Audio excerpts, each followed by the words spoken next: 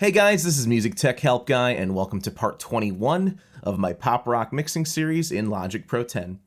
In this video, we are going to wrap up all of our final mix tweaks before mastering, and we're going to sort of rebalance our song a little bit, fix some clipping issues, and fix some balance issues. So the very first thing I'm going to do is I'm going to go up to Mix. I'm going to turn on pre-fader metering, which I should have had on the whole time, but I just sort of slipped my mind. So pre-fader metering basically shows you on the meters in your mixer, shows you the level before the fader. Obviously, that's what pre-fader means. You'll see the actual meters and faders flip spots here. So it gives you a better representation of the signal going down the channel before it hits the fader, because a lot of times you can have a clipping signal and then you just pull the fader down and it unclips it. Well, with some digital plugins and some Logic stock plugins, that's fine, but some plugins it's not. Some plugins you have a permanent clip in the signal and you're just pulling down a clipped signal. So depending on which plugin you're using, it will unclip or not unclip the signal. But to play it safe, we're going to put this in pre-fader, and we're going to be basically going along and fixing some clipping issues and some balance issues. So one of the first things I want to do is I want to band pass the cut up vocals in the vocal intro. So on the cut up vocals track, I'm going to throw a channel EQ on here, and this is going to become a little more filtered sounding. So what I'm going to do is pull in both the low pass and high pass filters. I'm going to pull this in around like 500, 400. And then we're going to pull this down at around like 7K. I just want this to be a little bit more filtered. Another thing I'm going to do is I'm going to take both the intro swells and the cut up vocals. I'm going to send them to a bus so I can control them as their own submaster. So bus 13 is what I'm using. I'm also going to pull them down a bit. I'm going to pull these down to about -16. And then the vocals I'm going to pull down to about -12. Just a little too loud. Let's listen to that real quick.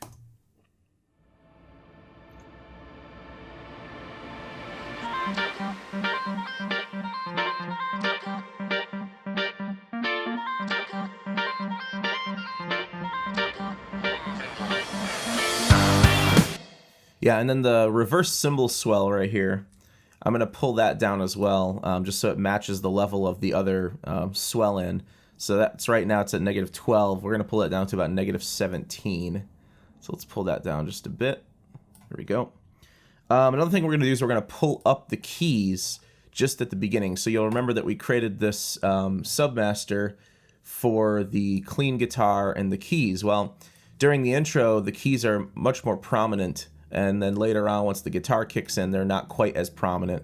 So what I'm going to do with these is I'm gonna hit A to pull up automation on them, and I'm going to pull up the volume automation on them. And at measure 5, where the guitar kicks in, I'm going to just create, I'm going to turn off my bar mode up here, or snap mode rather. I'm going to click here. I'm going to pull these up about 2 dB. So these will be a little bit louder in the intro.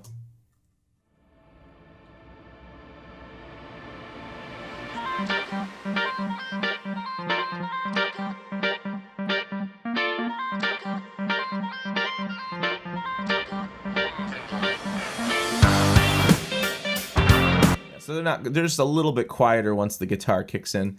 Another thing we're going to do is that initial little instrumental synth lead. We're going to take that synth lead and we're going to pull it down just a touch too. Let's put it down to about -16 or 17.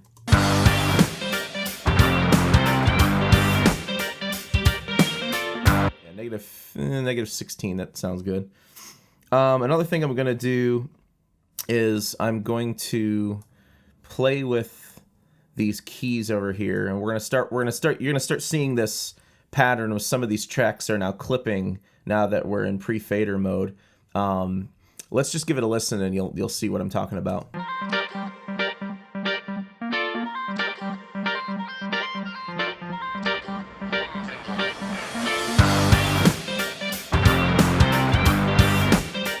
Part of the problem with the keys clipping is actually not the effects that we put on. Well, but it's the enveloper is like very easy. It makes it very easy to clip because it increases like the attack of a note. But also, believe it or not, the directional mixer can easily clip things. So what I'm going to do to offset the clip here in the keys, which I think the other one clips too at some point, is I'm going to go into the direction mixer and, well, actually not the direction mixer. There's no gain control in the direction mixer. We're going to go into the enveloper, excuse me. And in the enveloper, I'm going to pull down the output level of the keys by like 2 dB. Yeah, that works. And that should keep us from clipping. But as a result, our clean keys aux track is probably going to have to come up a bit. So I'll just go into the, instead of, because there's already automation on it, I'll just go into the EQ and I'll pull up the gain on the EQ just a touch. And let's see if that keeps it from clipping.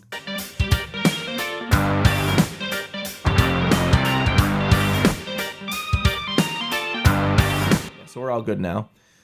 So that's all fine. Let's move over to the guitars. Yeah, the overdrive guitars, we got a big problem here. We're clipping by like +5, so that's really bad. Let's go into the compressors, and let's turn off the makeup gain. I'm just going to set it to 0. Another thing I'm going to do is I'm going to go into the channel EQ. I'm going to pull the level of the channel EQ down by 3 dB. That should compensate a bit. But again, what's really causing this, I mean, they're guitars, so they're pretty loud, but the direction mixer is causing some of these issues as well. Let's just clear the clip, and let's see if we get anything that's a little bit better.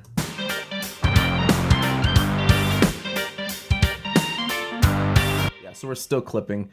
So normally I'm not a big fan of using limiters on the track, but for some things like heavy guitar and bass, if you're only clipping by a little bit, but you still want to keep that fat sound, sometimes what I'll do is I'll kick in the limiter on the compressor and then pull the threshold down a little bit, say like -2 dB.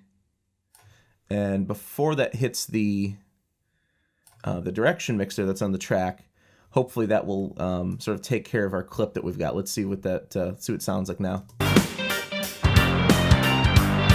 Yeah, so we're still clipping. So let's pull the makeup gain down a bit.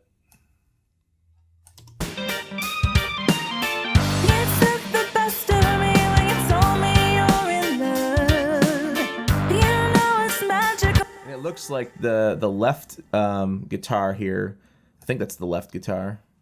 Yeah, the left guitar seems like it's actually a little bit louder than the right, so I'll pull the makeup gain down even a little bit further on that one. There we go, so that's under control. I know from a previous listen through that the bass also clips at a few spots.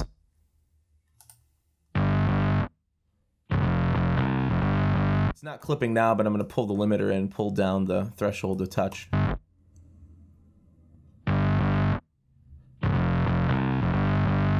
There we go.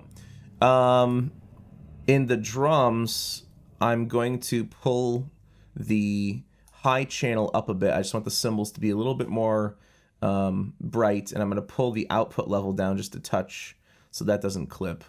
Inside the multi-presser, by the way. That's inside that multi-band compressor we used earlier.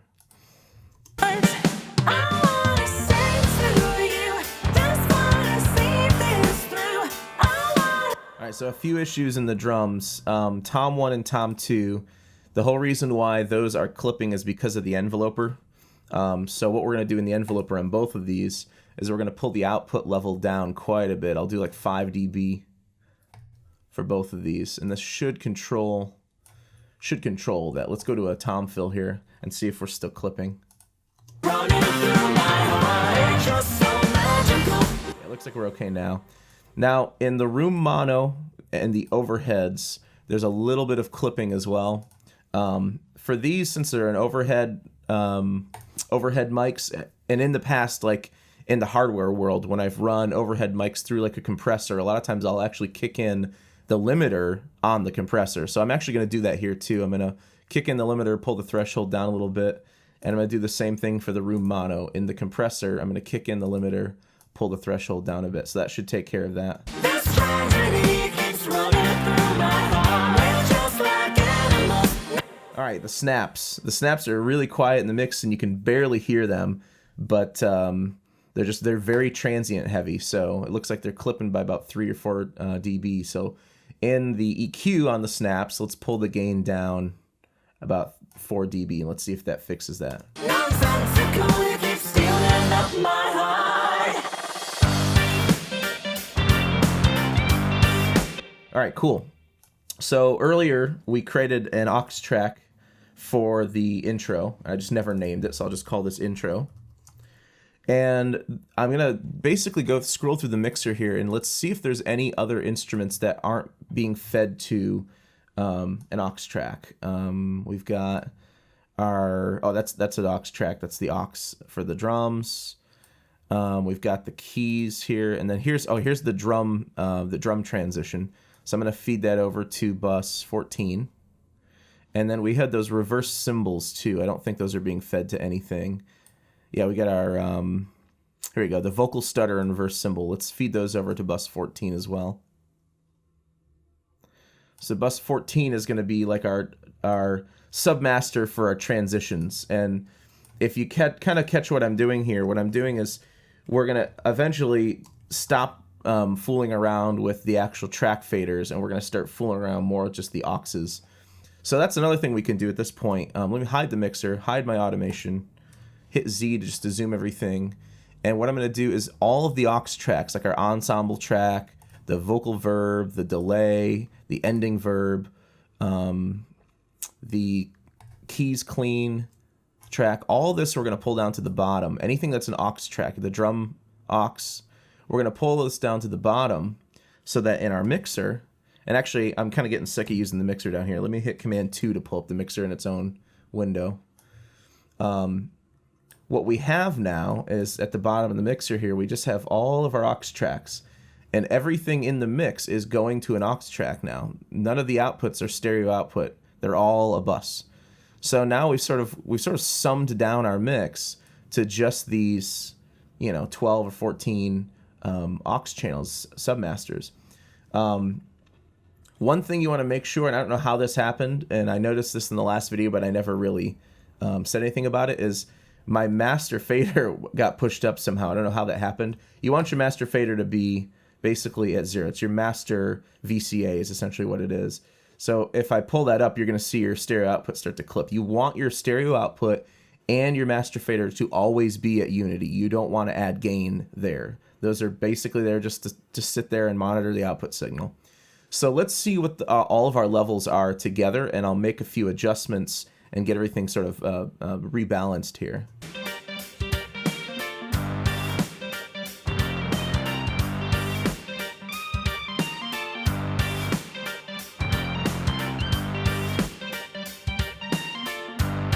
One thing I definitely can hear is I want more kick and snare, so I'm going to pull up the kick and snare replacer tracks. I really want like a hard thwack on those. There we go. I also want a little bit more drum reverb.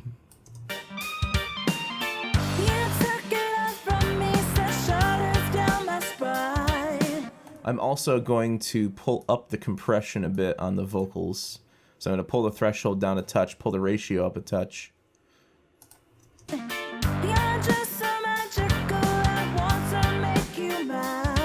But then pull the actual level of the vocals down a little bit.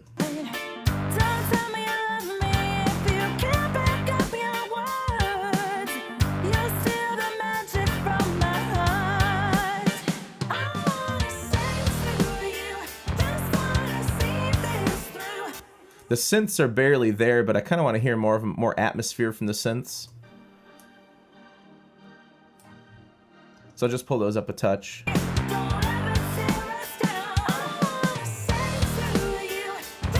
Now the clean guitar that's in there, you can barely hear it, but it's actually kind of a nuisance. It's a little too high up. So the clean guitar that's playing there, I believe is this one right here.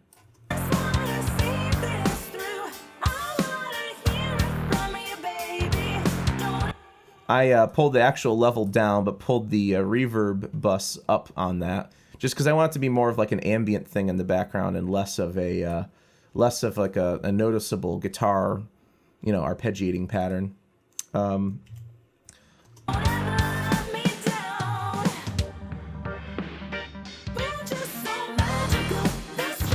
Pull the transition down a touch.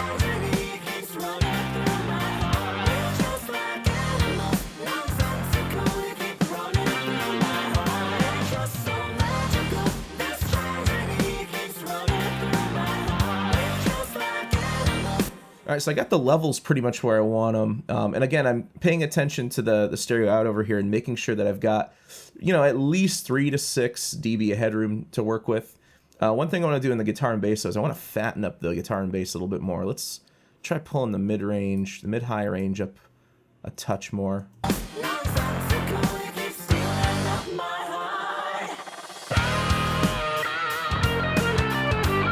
I don't feel like I'm hearing enough of the overdrive guitar now, and I think that's because of all the changes we made to the plugins. So now that we're in pre-fader mode, if I pull up or down the faders, it's not going to control the clip level. It's just going to control the output level. So let's pull this up a bit. Yeah,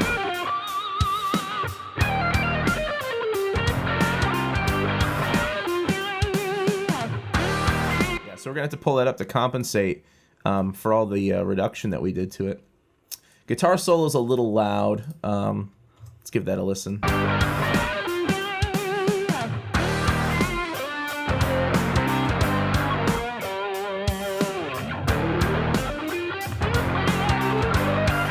Let me pull up the harmonics in the exciter a bit and pull the frequency up just a touch, just a little brighter.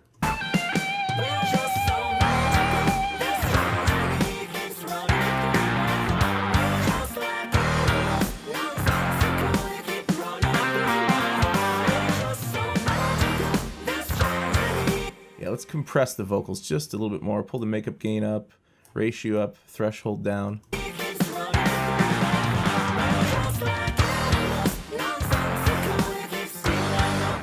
Yeah, once I pulled up those guitars, they're taking up a lot more space now, and the vocals aren't sounding quite as loud as they were before.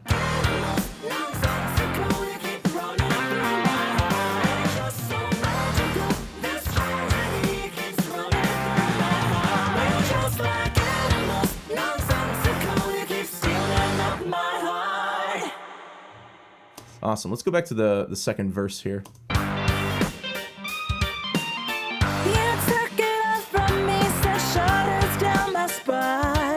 Yeah, you can hear how loud the verses sound now in comparison to the group vocals, just because we've compressed them all.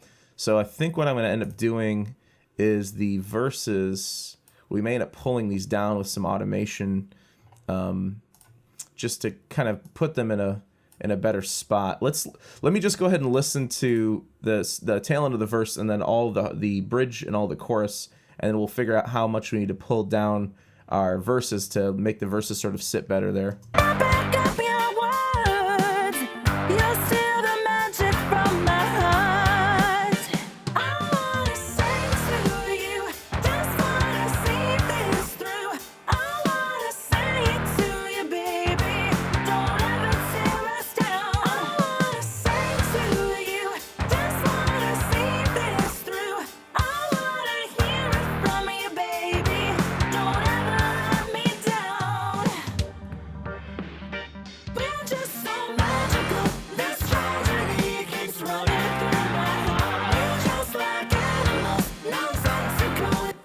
Yeah, the verses need to come down a bit, and you can actually see that the verses, well, they were before clipping just a touch.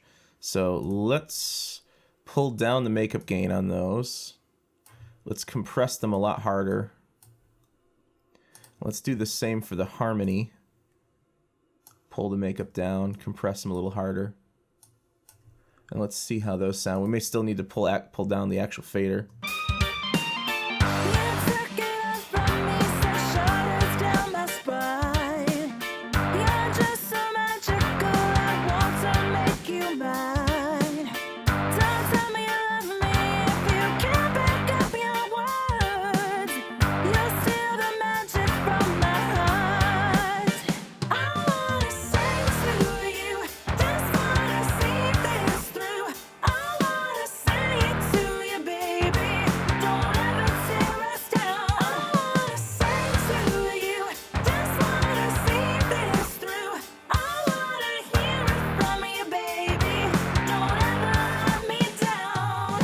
I pulled the bridge and the bridge harmony down just a touch, just not even a dB, just because when the chorus kicks in, the chorus seems like it's a little bit softer than the bridge is. We're just so magical. This tragedy keeps running through my heart. We're just like animals. No submasters. You keep running through my heart. We're just so magical. This tragedy keeps running through my heart. We're just like animals. Cool. I think I've got everything the way I want it. There's a couple little more clipping issues I want to deal with. Let's see where those are. The bass, yeah, the bass is clipping again. Maybe let's just pull the threshold down a bit more on the bass. Pull the makeup gain down, but then we'll actually pull the track level up. Let me jump over to where the bass actually is. I think it's an issue of the attack time. Let's pull the attack time up a little bit.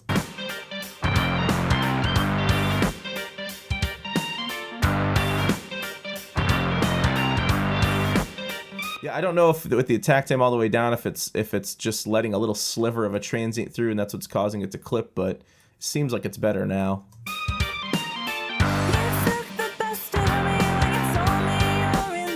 Cool. Man, I'm gonna pull those guitars down just a touch.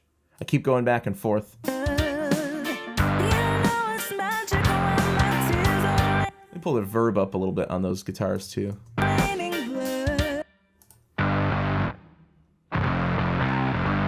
Yeah, there we go. The bass is clipping again. So what, let's turn the limiter off inside the compressor, and let's add the actual limiter to it. The limiter plugin. It's our dynamics limiter, and we will set our output level to -0.5, and let's see if that controls it.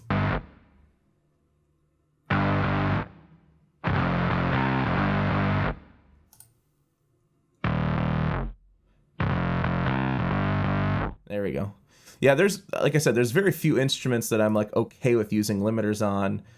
Heavy guitar and bass are one, and then like overhead and room mics in the drums, I'll do that occasionally. Looks like our Tom 1's still clipping a bit, so let's pull down the out level on the enveloper 1 more dB to control that. And this all may seem like it's a little too picky, but at the end of the day, it's all about critical listening. I mean, really doing your final mix revisions is all about, and mastering too, is all about just critical listening and just listening to the song over and over and over and over again, and checking it on different speakers and checking it on different systems and headphones and earbuds and all that, and just getting the mix as perfect as you possibly can get it, and then moving on to mastering, and that's sort of like the final gloss that you put on it. All right, so off screen, I went and listened to the track all the way through, made a few more, mostly just level adjustments to taste. I was particularly fighting between the vocal bus and the guitar bus. Sometimes they just sounded too, they didn't, when I pulled one up, the other one sounded quieter, one's masking the other. So I ended up pulling the guitar and bass down to touch and pulling the vocals down a touch too, but not quite as much. And then another thing I ended up doing was on the cut-up vocals, I added just a touch of compression. You don't want to add too much compression to this track because there's reverb in the track, and when you compress reverb, it doesn't usually sound that great. So I pulled just some gentle compression and pulled up the makeup gain just to sort of make them stand out a bit. So what I'm going to do is I'm going to basically bounce out the mix as a stereo track, and we will master it in the next video. And then after I'm done with everything, in this video I'll play the whole track uninterrupted. What we're gonna do to bounce is we're gonna go File, Bounce, or you can hit Command B, and you go to Project or Section. And what I'm gonna do is one of the things I'm gonna make sure that I do when I bounce is I'm gonna drag over the whole song, leaving some tail at the end here with the locators up here, and making sure that the front end of this goes all the way into the negative measures, because if you don't select the negative measures, it won't bounce them. So I give it some tail at the end just for that reverb to ring, and then I hit Command B to pull up the bounce menu, and then we're going to choose a PCM file. We are going to bounce at wave 24-bit 48. When we master this, we will be downgrading this to 16-bit 44.1 because that's the format that most distributors want. That's the format that ends up getting converted down to for iTunes and for CD. We are not going to add any dithering yet because we're going to do that in mastering. We're going to keep the file type interleaved, and we are going to make sure that the normalization is completely off. And you're going to make sure that you use an offline bounce, not a real-time bounce. And there we go. And you'll notice that the start and end point, the start point actually starts at -7. So I'm going to hit OK. It's going to bounce it out. I'm going to just stick it on my desktop, and I'll just call it Magic Pre-Master. And it'll bounce it out. So in the next video, we are going to move on to mastering this song. And some people will probably ask, why not just master directly within the session that you're in? There's a couple reasons. One, we're using quite a bit of system resources already on all of our other plugins, and some of our mastering plugins eat up a lot of system resources as well. So one reason for mastering a 2-track file separately is because of system resources. Another reason is because I want to be able to add fades and such to the whole thing, which I can still do that with, like the master stereo output. I could still do that with automation, but I want to be able to trim it, fade it, and work with it like an audio file. But I also want to work in the same format that most clients send me masters. When I get a track to master, it's rare that someone sends me their whole session or even a stemmed out version of the mix. I almost always get a 2-track, and so that's what I'm always working with. So that's just the format that I'm usually working with. And then a third reason would be is if this is going on an EP or an album, something where there's multiple songs, you would normally bounce out each mix, drag them all to a new session as 2 tracks, and then you master them together to sort of get the tones similar from track to track. You're not going to be mastering an album song by song within each session. You're going to be mastering them together as a group. All right, so I'll play the whole thing. I'm going to watch the correlation meter while it plays just to check the mono compatibility, check the phase. And then after this, we will move on to mastering. So I hope you guys enjoyed this video, and thanks for watching.